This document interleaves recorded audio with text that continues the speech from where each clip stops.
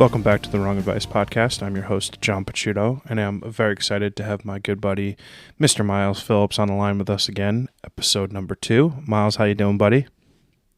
Doing pretty well today. How about yourself, John? I can't complain. I've been running around like a madman, but it's been a very productive weekend so far.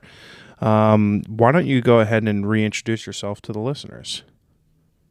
Hey, everybody. I'm Miles Phillips. I'm a photographer and multidisciplinary artist from Milwaukee, Wisconsin. I've traveled to many countries around the world to create fascinating landscape photographs of unique global locations. And I like to skateboard and play guitar in my free time. It's crazy. We were just talking offline that we're almost at the 1-year mark of our first episode, which I have been trying to do with a bunch of my guests, like kind of do the catch-up point of like a year later and, you know, how things are different life-wise. And I can speak for myself that it's been a very productive and crazy year. But how has things changed for you in the last 12 months? Like, how's life? Pretty drastically. I think last time we talked, if it's been, you said it's like very close day-wise, or are we on the exact day? May 15th, I believe, was the first episode. Okay, yeah. So May 15th, that was pretty shortly after I moved to Denver to do architectural photography work. And since then, it's just gotten busier and busier and busier. So through that year, I've kind of been trying to find a little bit of work-life balance, and also traveling quite a bit on that balance time, as we so call it, and just trying to continue what I've been doing and make new projects. I kind of had a bit of a hiatus of publishing work, so I'm trying to get in the rhythm of publishing more work, both in the physical and digital space. So yeah, it's just been really exciting and super fun, more importantly. Nice. Yeah, I'm glad you brought up the digital space. I did notice overnight you had a little bit of a minting fest over on Foundation, but I would love to get into how that digital journey has sort of unfolded for you. I mean, it goes without saying that I think you've done a tremendous job just in the last year of building a really great community for yourself on Twitter, and you like are genuinely interested in seeing the people around you be successful and like bringing other people along on this journey with you. And then from like an NFT perspective, like I'm just curious kind of how like the entire journey has gone for you over the last 12 months. Thanks, man. And I think that's a good question. It's a very new thing for me. So like, I didn't actually get a Twitter until November, and I didn't actually become active on it until late December, January. More so January. I really just kind of poked around and did a lot of research online. I'm very interested in long-term investments, so the whole crypto space was kind of not my peak of interest and never really has been. But I've always kind of poked at it because I like to put my eggs in a lot of different baskets. And like I've been invested in a few coins over the last year, and among those have been Solana, Ethereum, Bitcoin, Cardano, and Polygon. And so I kind of got to have an understanding of how they all worked, and I didn't have absurd amounts of money invested in them or anything like that, but it allowed me to kind of understand how the whole NFT photography scheme worked. And yeah, so I basically just poked around and researched, and eventually when I realized I had in real life friends that were active on Twitter,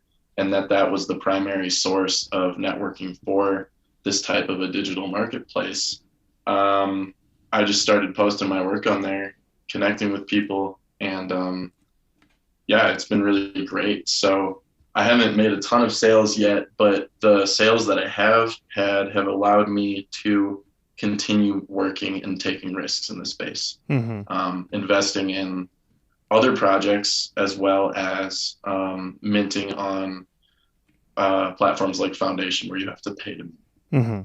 But I feel it's worth it because, like I said, I like to throw my eggs in a lot of baskets. Like I have long-term mutual funds and a retirement fund and those kind of things as well, which I viewed as more important. But at such a pivotal age in technology and economics, I feel like it's a good time to take risks, right? And Yeah. if certain things don't work out, hopefully others do.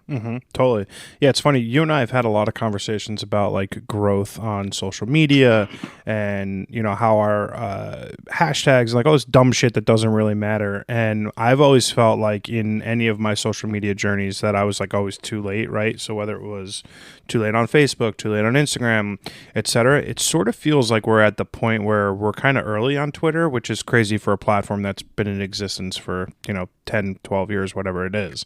But it's a nice time from a community building perspective because I've been able to sort of find this tribe that I'm sure you could speak to as well, but like people who are like still trying to do the same things, like make art, create important work, and just like grow as both a person and a photographer and an artist. And I think it's in that perspective in early time on a platform that's existed for a while. And I'm super curious if you sort of feel the same way. Yeah, absolutely. And I was actually doing a little bit of just general internet research today of like technology and what's happening now.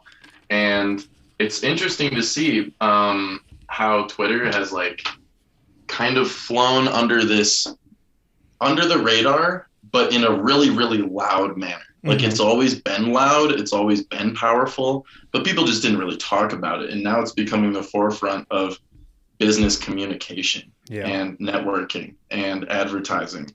And yeah, it's just really insane to see how much content and how much information can be spread through it.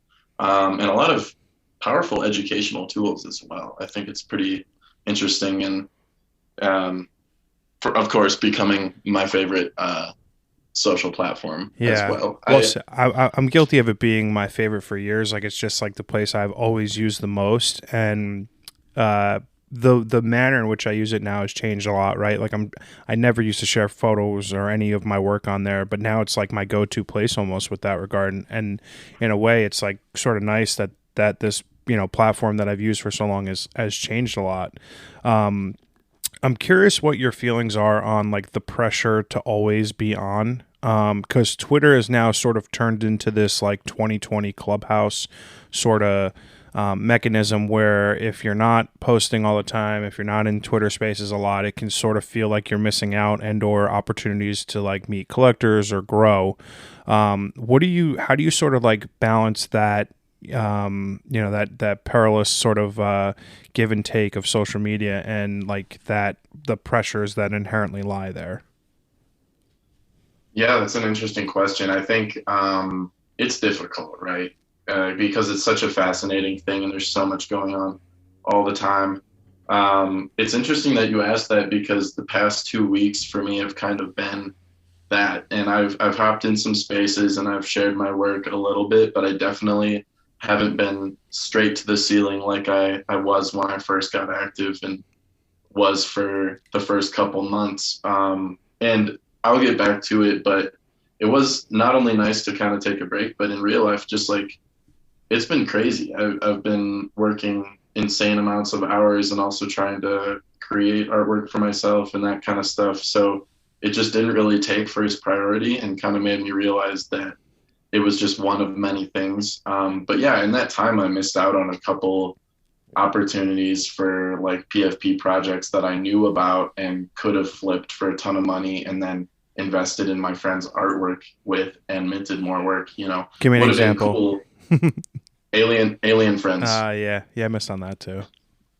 It's Yeah, it's it's super crazy. it's super hard to sort of like these PFP projects, the ones that don't have like true utility attached to them. Like I remember seeing one where if you own one of their PFPs, you get access to like free mental health services, which is like fucking incredible. Yeah. So like there are some PFP projects that have a very high level of utility.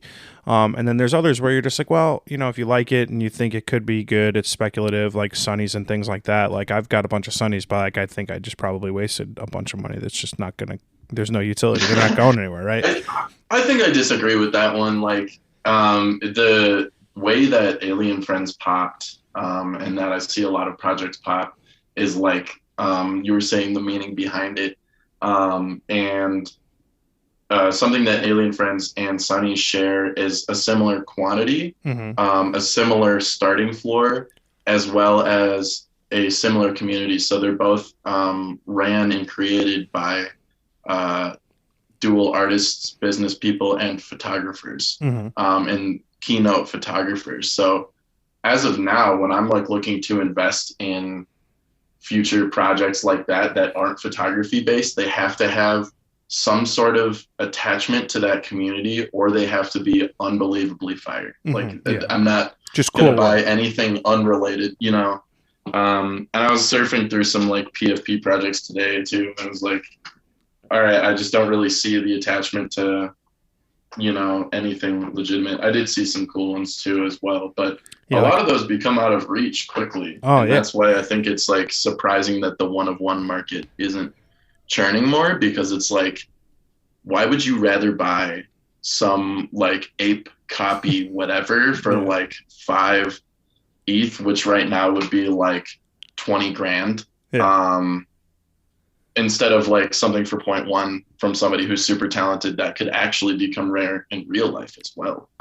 So I think you touched on something that's crucially important there, because, and it's something that I struggle with. So I know I'm not sure entirely how many NFTs you sold. I'm currently sitting on zero, and it is like wonderful. Like it's, I feel like it's been a super high week for one of one photographers, right? Like there's been a ton of people making amazing sales this week, and that is so cool. Like I want my opinion on the matter is rising tide lifts all boats or seas or whatever that expression is, right? So like if Miles Phillips sells 5 fucking NFTs, like I know that's just creating more space for me to sell NFTs later. If any other NFT photographers out there selling work, I know it's just inevitably increasing the amount of money that floods into the space, which I think is long term a net positive. But it is also at the same time sort of like, well, what's wrong with me? What's wrong with my work? What's wrong with this? Right. So it's like it now becomes another avenue for secondary doubt, secondary imposter syndrome. How do you sort of tailor your experience on a digital marketplace when you kind of sort of have to handle all of those pressures, both to, you know, participate and make good work, and then also have to have it be received, you know, by like the collector community and such? I think I just tell myself that we're still really new to it. And I don't mean NFT photography is as new. It's actually been around for a few years. And there's been some people that really, really started it early on and like pioneered it. And everybody was like, what is this? It's dumb, sort of thing, from lack of understanding. And other people that have, you know, been in the business sphere for a long time were kind of like, no, this is revolutionary. We're going to buy into it. Mm-hmm. And so a lot of those people are like actually doing really well right now. And I think it's surprising to sift through some of the people that we're following and see who has actually been doing that for a really long time. Like you said, you were on Twitter for a long time, but your project was very newly minted. So is mine. Some of these photographers have had tens or hundreds, even thousands of images on the blockchain for a long time now. Mm-hmm.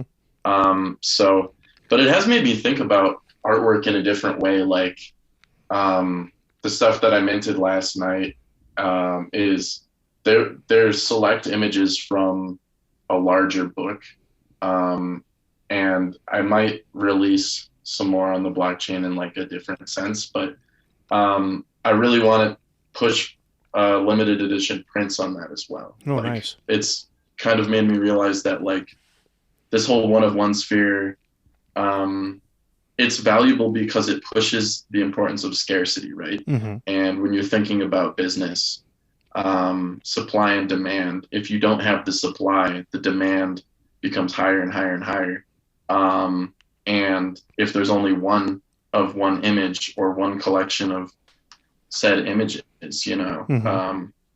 it's just very like we're very new to it, right? Yeah. So I think confidence wise, I try to think about it the same way that I think about my physical work, in that I'm like, I just haven't met the right person, I haven't been in the right room, and I haven't presented it in the right way. So I'm just Oh, going to keep chipping away at that and talking to as many people as I can and trying to find inspiration and education on how to do that, because there's so many people that have way more experience than you yeah. or I in I think Part of that is just age too, right? Yeah. Well, I think that's an inherently like it speaks to sort of the person who you are in general. Like that's a glass is half full sort of mentality. And like that's pretty much how I take every aspect of my life, right? Like if I haven't worked with XYZ band yet or XYZ modeling agency yet, it's just because I haven't been afforded that opportunity yet. And I think of it similarly in the digital spaces as well. Because if you start looking at it as a questionable action, right? Like, so because of XYZ, I'm not doing ABC, then you start getting into that imposter syndrome and self doubt realm, which just can absolutely wreck your confidence in your ability to create art.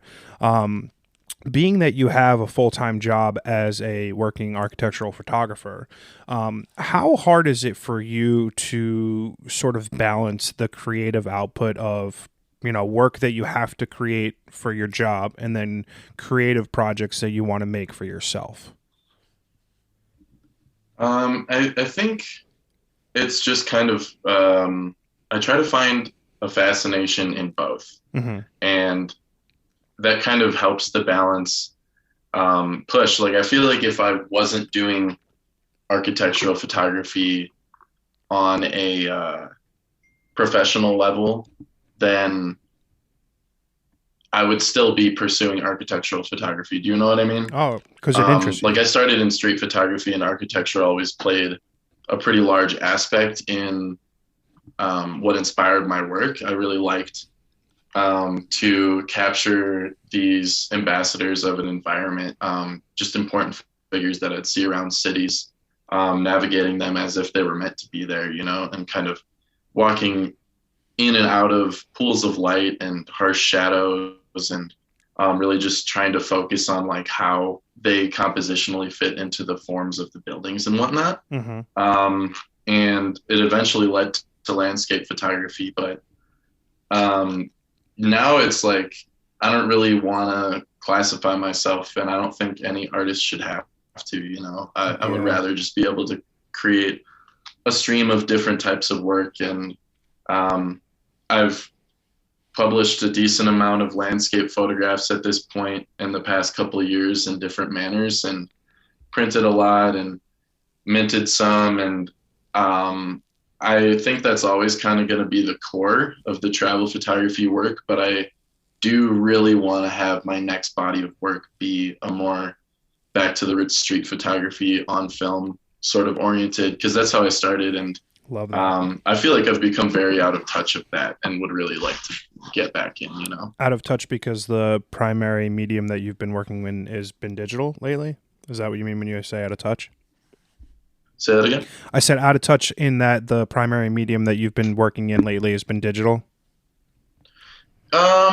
That's for sure one part of it. That's for sure one part of it. I really, really like film and like the tactile aspect of it. And then also the simplicity of the settings and things like that. And just kind of like knowing, you're shooting on a certain film stock, you kind of have an idea of how like the colors or tones, depending on black and white or color, and the bleed and that kind of thing is going to turn out. Whereas like digital, I never release raw images on digital. It's just not the same. I feel like it was meant to be edited and meant to be brought into one or more types of software, whereas film is just one of those things where like you have the ability to really focus on the technical aspects of photography and manipulate the image in that sort of way Mm-hmm. in camera. Yeah. So I kind of missed that, and I'm not abandoning digital, but I do really have a fascination. Like I'm at that point where I'm like, all right, I've been doing this a few years. It's what I love most in life artistically, and I'm already pretty far invested, so I might as well get a couple more cameras and just have a great time. I love that. Dude, it's funny because so like for instance, yesterday I was in the city. I had a bunch of models that I was shooting for this agency, and we did like a lot of environmental portraiture and like, street photography, documentary photography style model shoots with these three guys. And, I shot it all digitally, right? Because it's like, cost prohibitive to do that stuff on film.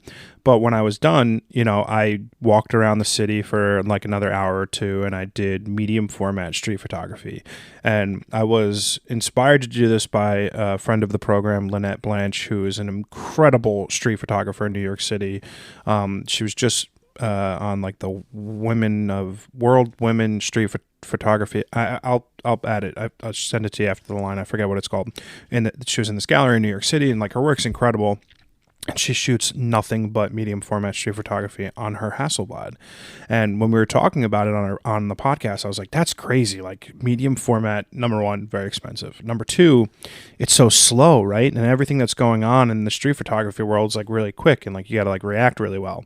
And I've done now, I think 3 or 4 sessions of Hasselblad street photography, and it has completely changed my eye. It has completely changed the manner in which I go about creating these images. And I think I'm going to become such a better street photographer because of it, because instead of having 36 shots, I've got 12.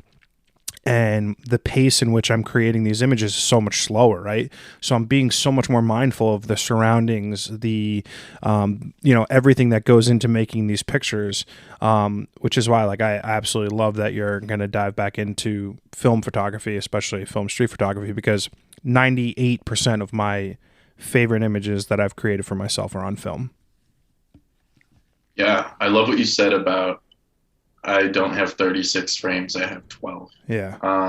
Back to that scarcity thing, it really just makes you think about it, right?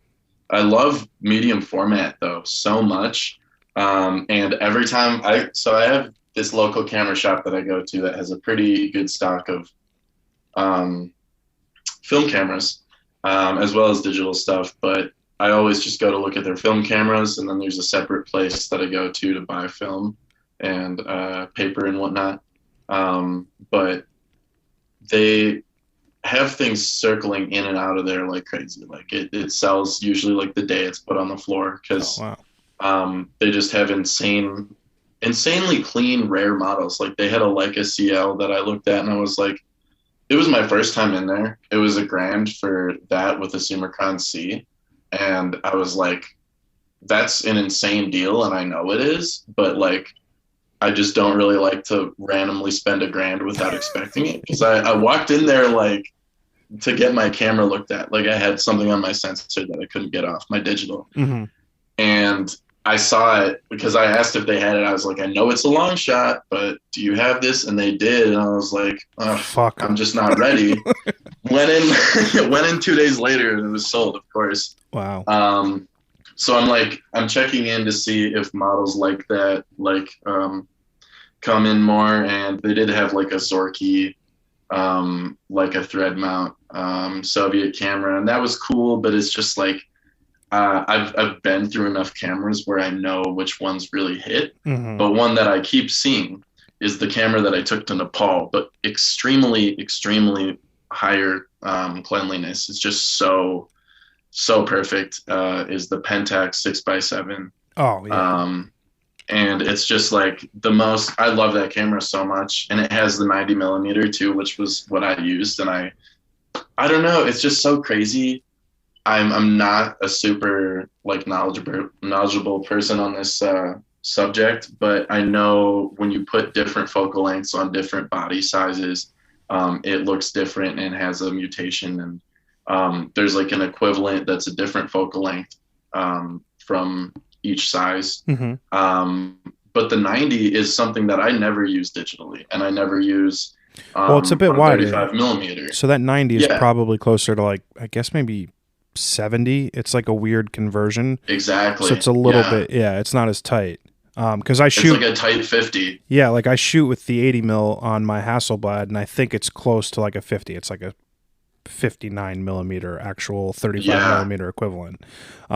Yeah, but I think there's magic in those lenses. Like there is just, especially in that Pentax. I mean, I've shot every fucking camera imaginable, and like we've talked about, I've like had a serious gear acquisition problem. Like I've cycled. I've owned everything. I've sold everything. I've bought everything new again. I'm finally in a place where, like, medium format, my box is checked. Like 35 I'm millimeter. chuckling now, man, because I am still in the face. Like you're talking to somebody who hasn't made it to the other side. Like I'm still out here spending on it. So Yeah, my thing is like, so like yeah, I no longer need to acquire to like fill a void. I just will, like, I have one more camera that I want to own. It's the Leica MP. Like that's my dream 35 yeah, millimeter camera, but it's so fucking cool. Four $5,800 or something. grand, Yeah, it's yeah, crazy. 5 grand, So like yeah. for me to want to make that investment, like I'll have to like feel like it's worth it, right? And right now, there's no possible way that a 35 millimeter film camera is worth $5,000 in my I feel like you will flow. you will get to the point though where a camera like that could make sense. Like let's say hypothetically, you just keep churning out fine artwork for years, and you become very niche to the point where you're only making film work, both for fine artwork and commercial work, Oh my god, and you that's have the the right dream. clients.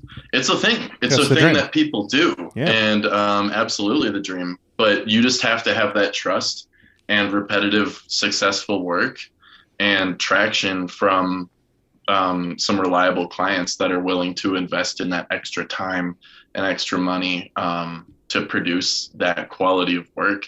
But when you get to that point and you're like only doing stills and you're only making film work and you're making more money than you need to, or you're in a safe spot, whatever, just get that one camera and sell literally everything else you have. And yeah. I know some people that have done that. Usually it takes decades, but I was talking to some like old school photographers, and they always say to just get like one or two lenses and one body, and ideally like one or two film stocks, and just go at it. Yeah, I think that I'm working my way there, right? So like I've got my digital camera that I'll never have to get rid of, right? I have an R5 and that camera should service me for 5 years, right? There's like no possible way that I can unless I break it, right? God forbid. That camera should do me fine for the next 5 years. It doesn't matter. We've reached the maximum when it comes to digital photography that anything that gets better is incremental advantages to what I'm currently shooting with, right? So we're not going to 100 megapixel camera is not any better than what I'm shooting with, right? It's just for like if Yeah, I was doing billboards or some shit, which I'm not. that's also a tough thing to achieve, right? Like we're now at the point where it's kind of deceiving because digital photography has grown extremely fast, Mm-hmm. right? Like it's something that didn't really start becoming mainstream until like between 2005 and 2010, Mm-hmm. really. And there's a lot of people that continued with film through there. Mm-hmm. And I was one of those people, but then it got to the point where it was like you're getting these images that just are insanely high quality. Like I used to think 20 megapixels was insane, Yeah. and it honestly still is.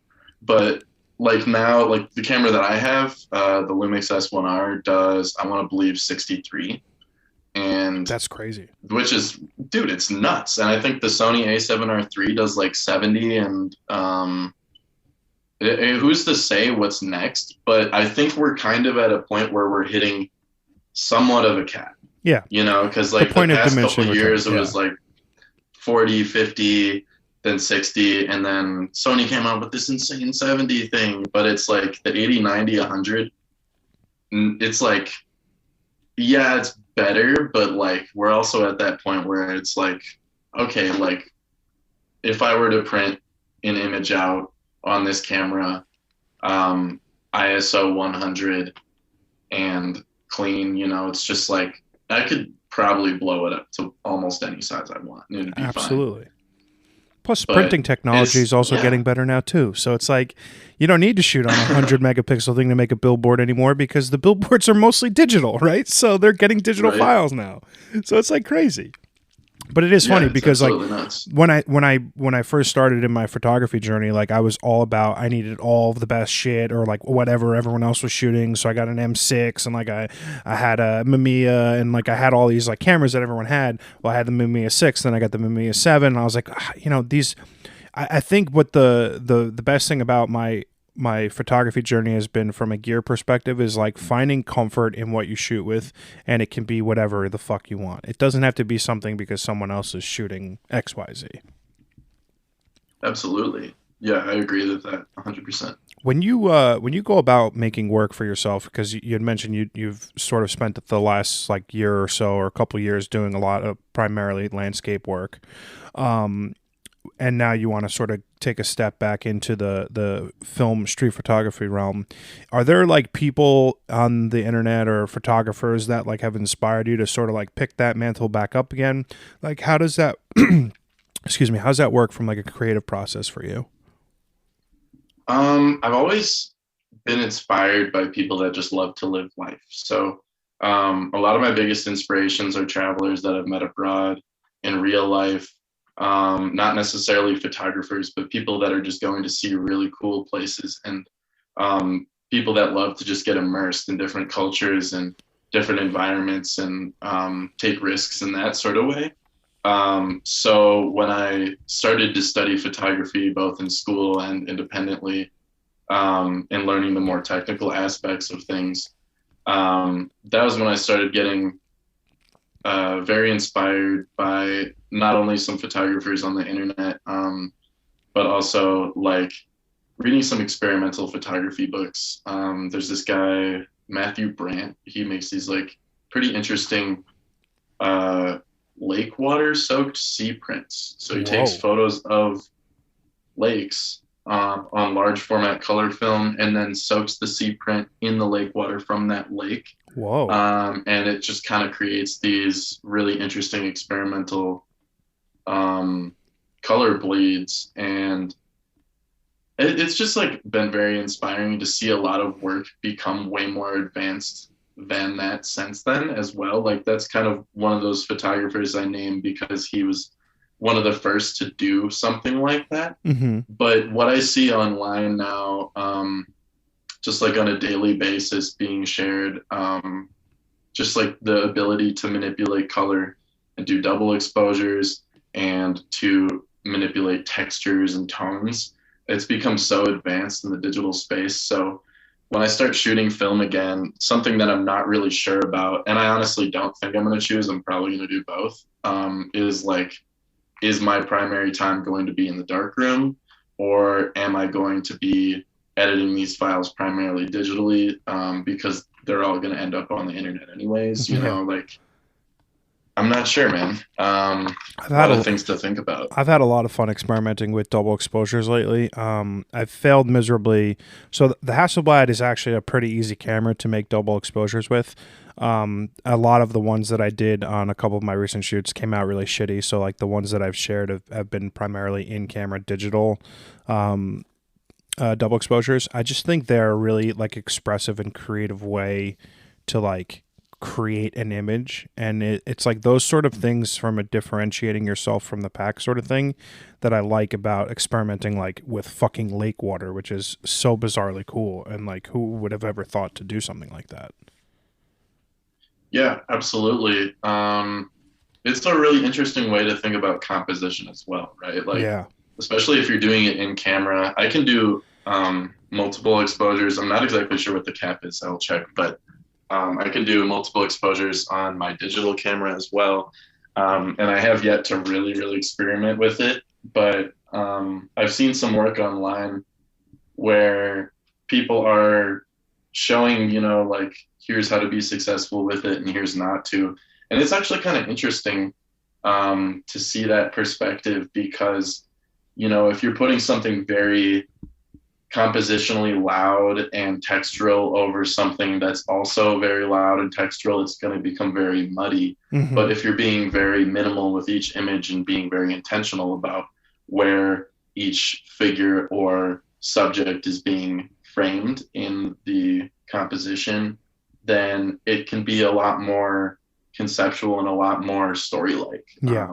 I just think you have to be really sparing, right? And really, really careful about how much you put into it. But I agree. yeah, that's There, that's there, a really cool thing. the minimalization of a multiple exposure photos, I think, is crucially important because you do get into that sort of what is the story you're trying to tell with an image when you have four exposures on a scene, right? Like when you if you base your multiple exposures down to like what I do is typically two exposures, you can tell a story within a story, or that experimental sort of description that you're trying to make is a lot easier than if you have four or five things. It's just a little bit. I agree with you. It's just a little bit too much.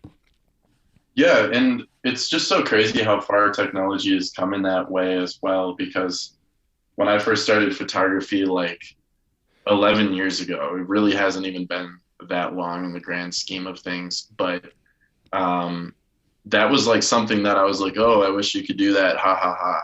Because Yeah. when I did double exposures before, like I even thought it was fascinating that you could do it in Photoshop because that was something that was very new to me. And Photoshop was pretty new at the time. Like Mm-hmm. it really wasn't, it was pretty advanced when I first started using it, but when I first started photography, it really wasn't too insane yet. But I thought it was crazy to do multiple exposures in there because when I was learning in the dark room, it was all on paper and it was you were doing an exposure of one negative at a time, and I would fail and fail and fail and fail, and then one day I like figured it out and I was like, oh, it's all about like piecing things together, and it's all about really finding what corners and what subjects and what leading lines work together and aren't going to clash, you know. Mm-hmm. Yeah. um, so I like clashing in art as well, but I guess from like a formal perspective, that was a really fascinating discovery for me. Um, and I kind of want to go back to that as well because I think the darkroom has certain qualities that we neglect sometimes, like the ability to truly print something at the quality that it's supposed to be without enlarging or manipulating or whatever, because you're just printing light, you know, Mm-hmm. you're not printing the negative or the file or whatever, you're printing the light that's going through the negative. Mm-hmm. So I love that simplicity. Oh yeah, totally, for sure. I'm super curious if, like, as your sort of career has unfolded over the last 11 years, do you have like a dream project, a dream location, like just like a bucket list of photography things that you want to work on? Yeah, absolutely. There's some big ones and some small ones. um, I think eventually I want to have some sort of book or book slash like gallery show of like many locations around the world that have some sort of subject tied together. Like one of the ideas I had was kind of this endless project that there's literally no way I could do before I die, but just like photographing every island I could get to in the world. And just having this collection of like island photographs, because I've always been fascinated about like how, you know, people have this like notion of what island life is, but every single island I've ever been to is distinctly different and has such a unique culture and cuisine and way of life. So I've been very fascinated by that. And I think you could say the same about like every state in the United States and every country in Europe and whatnot. But I just love that idea of like maybe a pretty simple overarching concept to just start on, right? Mm-hmm. And to not really worry too much about the deep details of like, I'm going to make a collection of photographs of dudes with red hats. You know, it's Yeah. like, you know, you could go that route of like that specific, or you could really just find something to inspire you. And so I've been trying to like kind of lean back a little bit, because especially in college and when there was that pressure of making something that really was conceptually driven and all that kind of stuff, I felt like I was being a little bit too deliberate to the point where I wasn't enjoying it as much Mm-hmm. and honestly wasn't creating images that I liked as much. I really like to just kind of like choose a broad subject and a location and some equipment and just go try it out, you know. And also, I love that mystery factor of like you don't really know what you're getting into until you're into it. Mm-hmm. Yeah, that's interesting. I My biggest struggle, I think, has been trying to figure out like what my photographic voice is, right? Like what is my style, what is my storytelling, like what are the things that I'm trying to say with my work. I'm wondering what that process has been like for you in terms of developing your own unique voice and style in this art space. That's a great question. I think it's been a couple different things. I do really like to connect with people and find people to travel with and um, share these experiences and knowledge with, and then hopefully receive knowledge in return. But um, I also have been wondering, and I've done a little bit of it, like I've done some work with like volunteer organizations and stuff, but what I can do to um, use my work to create messages that are helping the environment. I think, especially with the landscape photography work, one of the things that I was struggling with for a while and kind of ended up coming to a conclusion with was that I wasn't really sure what the work meant. I wasn't really sure why I was doing it.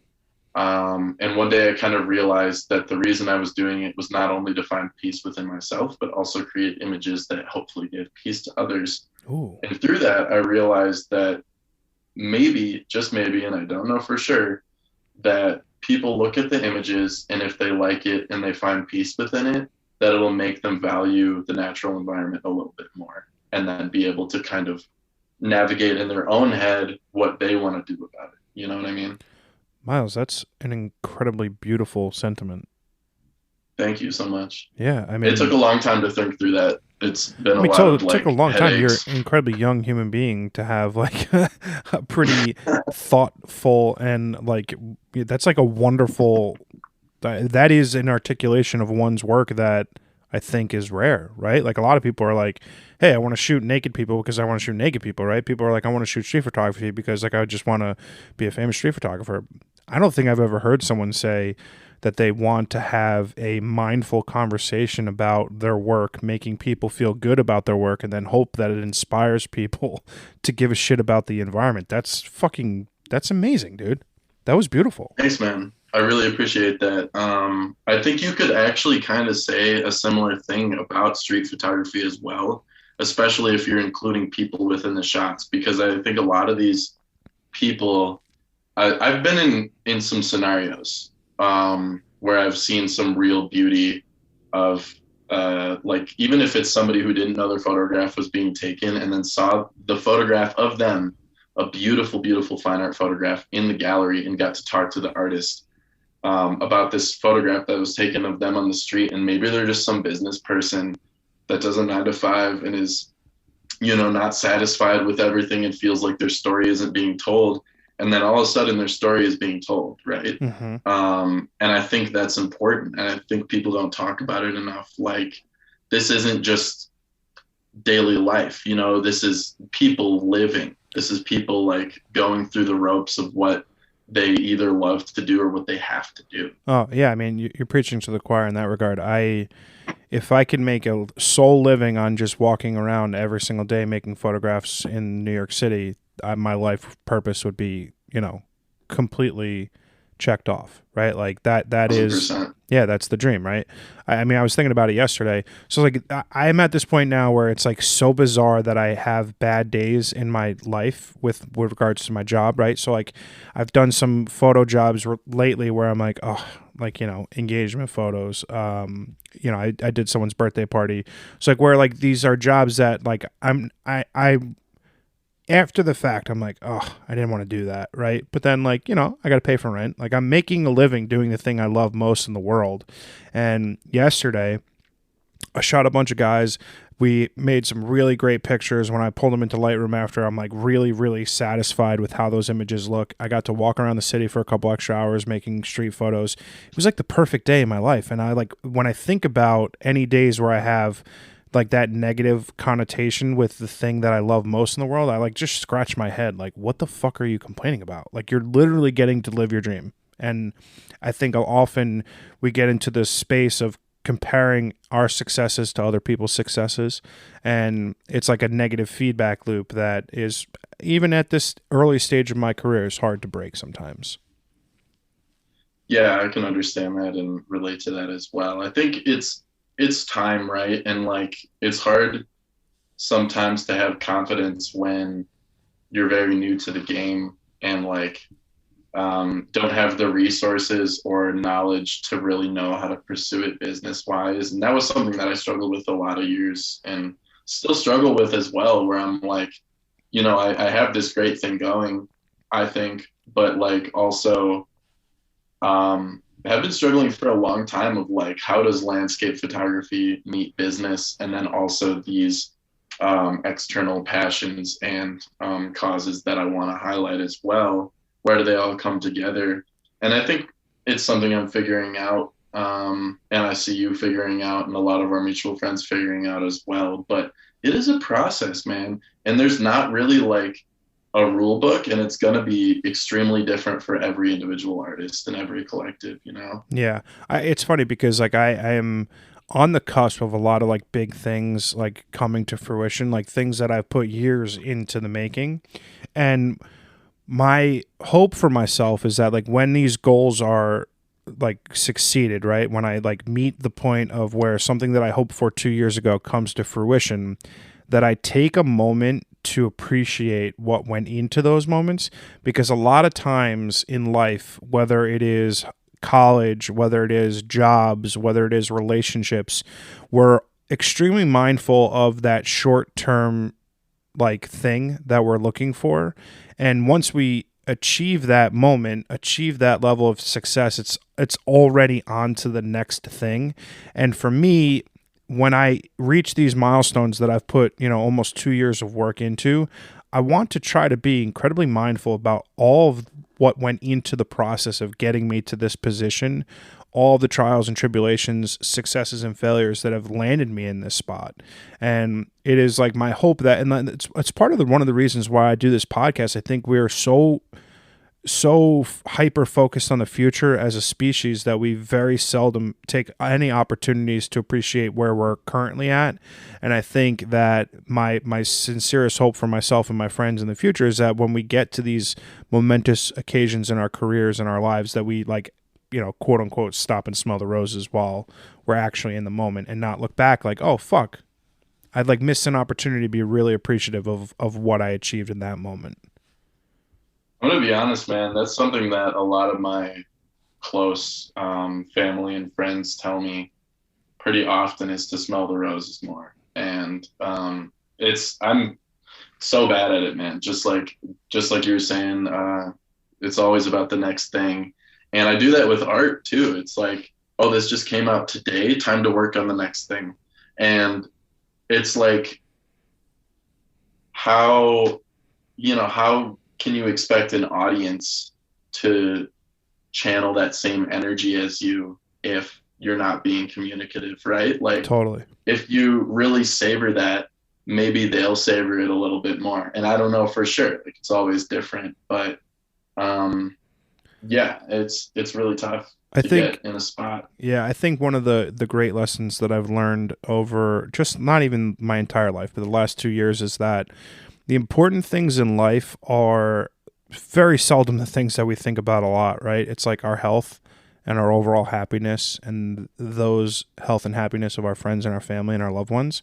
And we take those things for granted a lot. Very often we are just assuming that everything's going to go along as it's supposed to be. And then when life starts handing you lemons, you start realizing that the thing that you took for granted the most, that was the most important thing, is maybe not the thing that you spent the most amount of time being appreciative for. And, as shitty as the last 2 years have been at times, and as wonderful as the last 2 years have been at times, I am nothing but appreciative of this journey and where I've landed and the people that I've had the blessings to meet along the way. It's been incredible. That's awesome to hear, man. I feel the same way. It's been, there's been some struggles and whatnot, but overall, really, really amazing experience. And I think that is a really important attitude to have, right? Like, it's going to make more good fortune come your way and the people around you as well. And I think having confidence in what you do is really important as well, and confidence in sharing that you are passionate about something. Like, um, I was thinking about that the other day because I had talked to some artists that weren't as confident about their work, and I was kind of like, well, I don't even know if I want to look at it because you just didn't really make it seem that great, and maybe it is, but like, I'm not saying that people should be cocky, but thorough and confident in presenting your work in a way where you're proud of it, right? Like you should be proud of being alive. And Mm-hmm. especially as photographers, we're documenting our daily lives. And something that I always think about is like, it's this, while you might edit it for hours, you might spend years presenting it in different formats, whatever. It is this instantaneous moment that happened at a very instantaneous time in history, and every single photograph you've ever taken should be looked at that way, whether you like it or not. Like I took this photograph May 21st, 2017.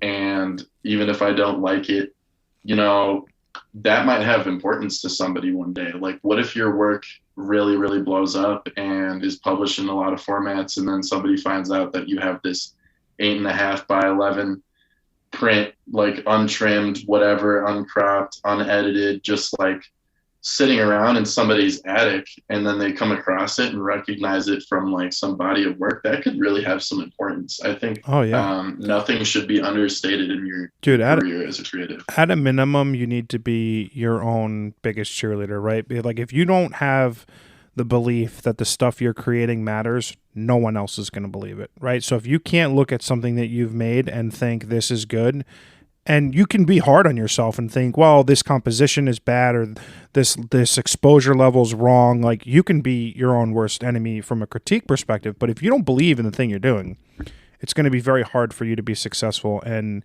grow as an artist if you don't have that sort of, you know, ability to look at yourself.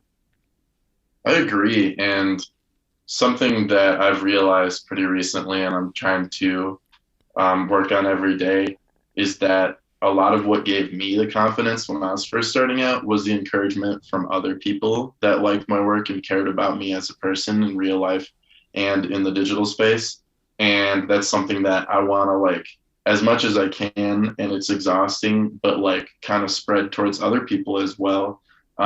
Because I know it's hard, right? To have confidence in yourself if it doesn't seem like anybody else it does. And, you know, like maybe not a lot of people liked your post, nobody bought your print, nobody bought your book, whatever. But like something that I made a mistake of early on in my career was like bailing on a couple projects because I had lost confidence in them, right? And like that's something that I never want to do again. Maybe you want to fine tune it, maybe you want to drop it and re-release it, maybe you want to anything, right? Like the editing process and post editing process can be limitless, but I'm never against that, but I'm officially against like giving up now. Yeah. Right? Like maybe you give up like a couple images in to a project and not like actually give up, but like change it. I don't think there's anything wrong with changing your idea. I think that's natural and should happen, and you should follow the flow of what your creative mind wants. But I don't think you should ever give up on creating because you're not getting like enough support or enough push or whatever, because a lot of it is time, luck, and connection, right? Like you just haven't had the right something come into your circle. Amen, man. I couldn't possibly agree with anything more. It's funny because I dropped my first NFT collection a couple months ago, didn't sell anything. It was 21 images. I have since burned the collection down to 12 images and thusly increased the price by 2x, right? So when I was looking at the fact that I wasn't selling this stuff, I started to think that my work was bad instead of starting to realize that I was undervaluing the things that I've created. And I was like, I don't give a fuck if anybody buys this stuff, and I don't care if no one picks up any of these pieces. I'm going to put the value on my work as I see it, right? If I don't believe it's worth something, how is anyone else going to believe it's worth something either? And a lot of that process was because I started making another collection, and I'm in the process now of building out a second collection of NFTs about my trip across the country in 2020.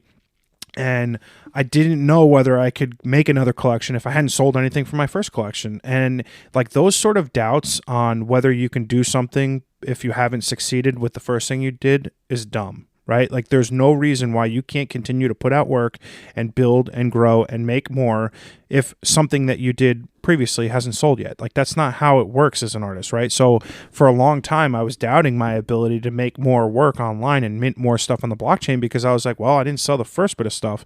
And I think what you just said is important because you need to start being able to look at your stuff and think, well, it's okay if it hasn't found its home yet. It will eventually find the place that it's meant to be.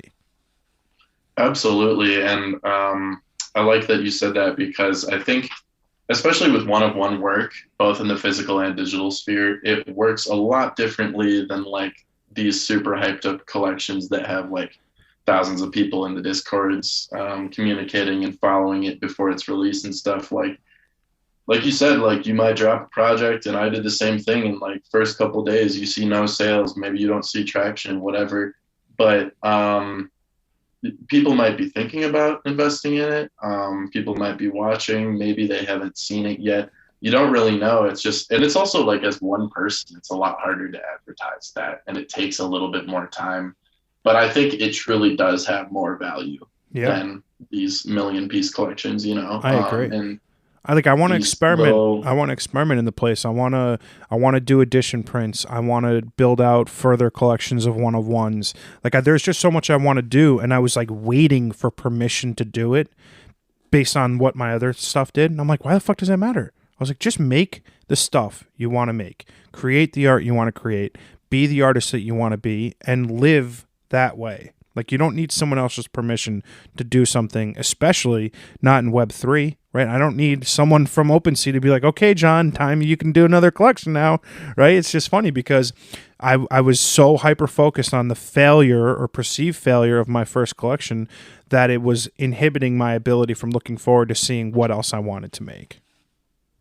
yeah, yeah, absolutely. And there's limitations, right? It takes time Yeah. and it takes thought and sometimes it takes money. Ethereum, But yeah. yeah, yeah, you just got to keep pushing, man. And like, I think the same thing sometimes, but every once in a while, I'll like get a message from somebody that'll be like, yo, this is a really crazy picture and I wish I could afford it. And I've gotten that a couple times now where I'm like, whoa, like what I thought was priced pretty low is out of reach for some people. And it doesn't mean I'm going to lower my prices. Mm-hmm. And the same goes for prints. Like I have to ask for a certain thing in order to be able to keep creating work, Yeah. right? It's an expensive art and that's just the truth of it. However, it is interesting to hear, right? And it honestly gave me some confidence in a weird way because it was like, okay, like I know the money is out there and this person that I trust likes the work a lot. Maybe somebody else will. And maybe I just need to keep pushing until I find it. But even more than like networking, I'm like with you, it's just like,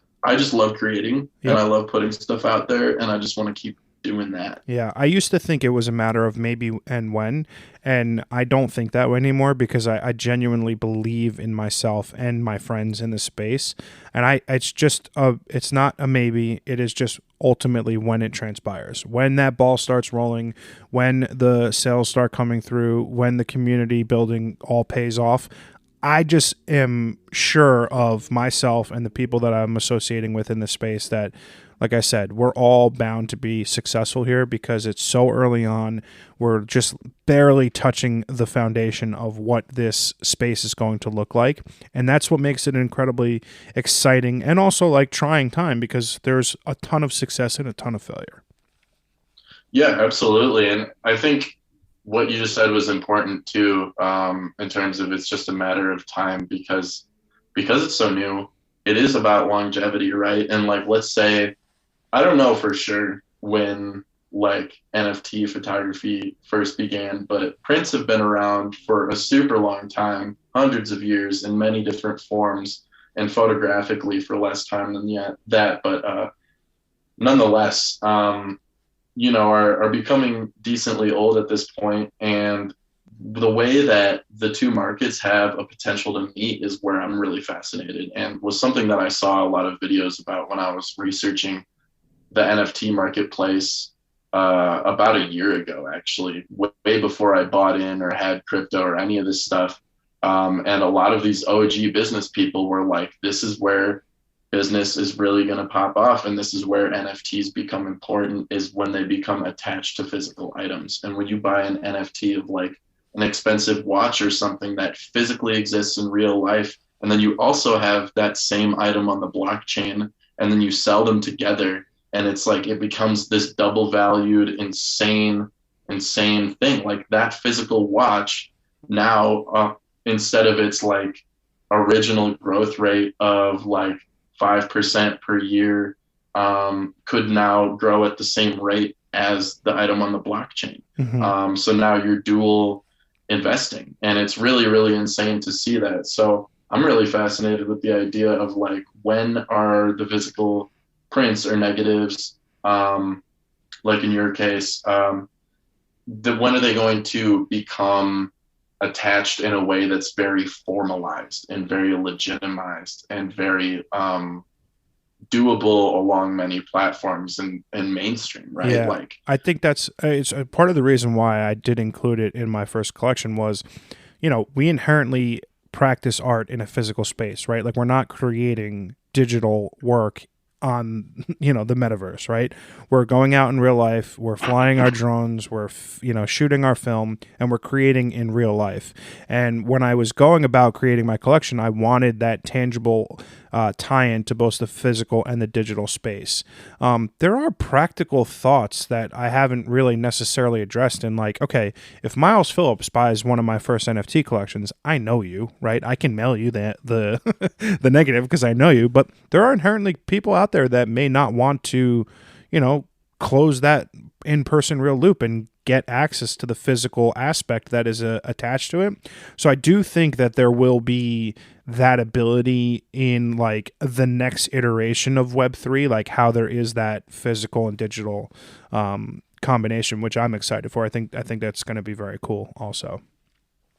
yeah, absolutely. And from like a very simple aspect, I kind of think about it in the way that like, okay, so when I think about like a PFP that I think is just like some goofy thing that I don't think is quality art, in my personal opinion, Hmm. that happens to blow up and go like 50,000x, and somebody sells it, or a bunch of people sell it for a ton of ETH or whatever.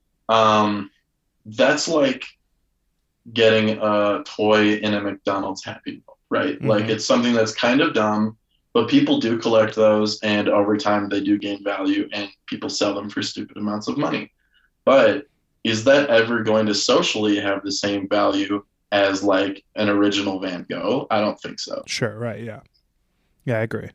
Totally. And I think that's what makes both like some of those projects enticing and also infuriating, because it's like it's really just hit or miss, right? It's like, who are the people who are involved in these things that can then like pump them to the moon or not. And if you're, a lot of times when I look at a lot of these PFP collections, if you're not part of like the initial minting process, like with on the whitelist, right, like you're one of the first couple thousands who get in on something like that, it is super hard to be early. And it's not impossible, right? Like, listen, I love my Sunnies, right? Are they going to go to 5 ETH each? Probably not, right? Is it possible? Absolutely, right? But I've also bought some like random shit that are like $12 because I was like, well, I like the artwork. I think they're cool. It's not, it doesn't matter to me if it goes to 5 ETH, right? So I think that like the as the space grows and changes over time, it's also why you're seeing so much money flood into the NFT photography side of things, because there's finally being given a key on these one of one pieces, which I think is very exciting. I also do like the idea of editions on the blockchain from a photography perspective, because like when you do prints in real life, you very seldom do one of one. Like when you do one of ones, like maybe it's like a 60 by 40 or a 30 by 40 massive print. But like if you do an edition, you're going to do a 16 by 20, you're going to do 25 of them, right? And you could do 25 editions of the same print once a year for 5 years. Like there's no like sort of indication that you can only do it one way like that. And I think that's what's cool about how the NFT space is unfolding. Like I have all intents and purposes next week, when I get a little bit of extra cash in from some jobs that I've done, to pick up some editions of some photographers that are in the space, because it's a price point that I can swallow, and it's not like $600 for an NFT that it's hard for me to spend $600 on one thing, right? Like I can spend $100 on an edition and feel happy that I'm supporting the artist, and I'm like one of their it's almost like a Patreon thing, right? Like I'm helping them create more and build more, but I don't have the financial means to go spend $1,000 on one of their like real one of one NFTs.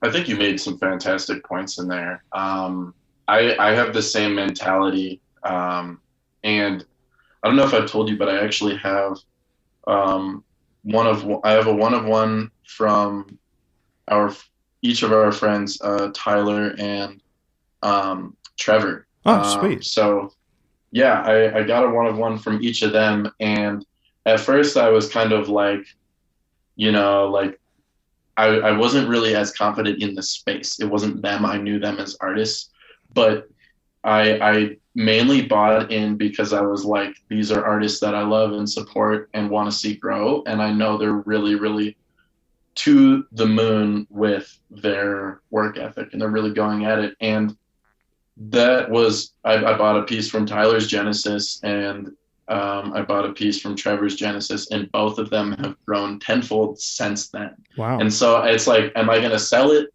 right now? No, I'm not. And I wasn't even thinking about that, like in the same way that you would like flip a PFP or something. But like, I actually have full 10,000% confidence that those pieces are going to be worth a lot of money one day, because when I bought that piece from Tyler, he had 3,000 followers on Twitter. He now has over 10,000.